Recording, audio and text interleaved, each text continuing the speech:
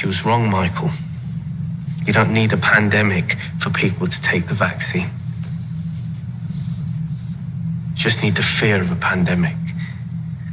If my kids were going to school in September, I would be running to get them vaccinated right now. Masks are not sufficient. We need vaccines to immunize ourselves.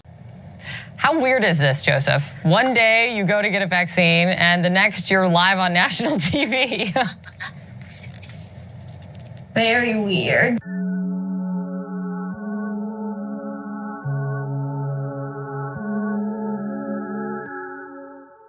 I don't know. I'm sure a lot of people are not going to agree with this, but don't get the vaccine, you can't go to the supermarket. Don't have the vaccine, you don't show it, can't go to the ball game.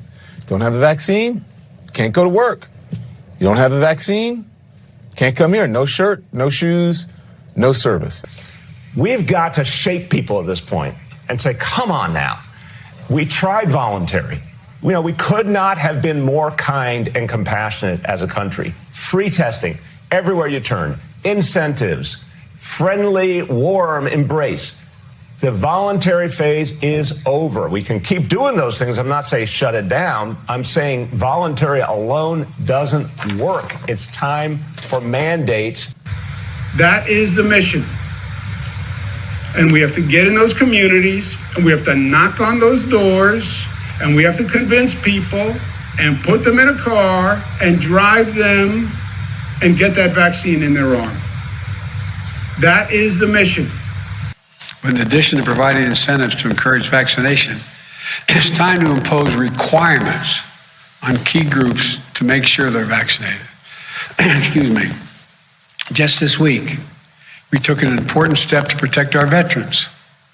Like many civilian hospital systems are doing, the Department of Veterans Affairs will now require COVID-19 vaccines for doctors and nurses and other healthcare workers who provide medical care for our veterans.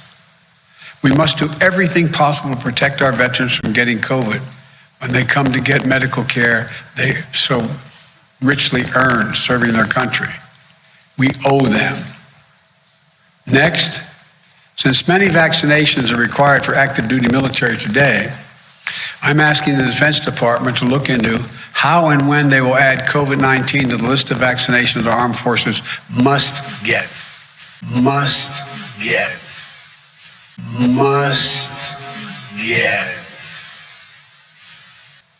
Next, every federal government employee will be asked to attest to their vaccination status.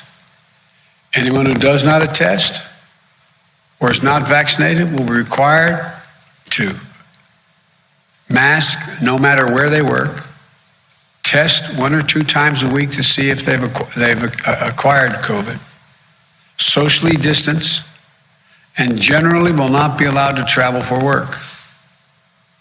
Likewise, today, I'm directing my administration to take steps to apply similar standards to all federal contractors.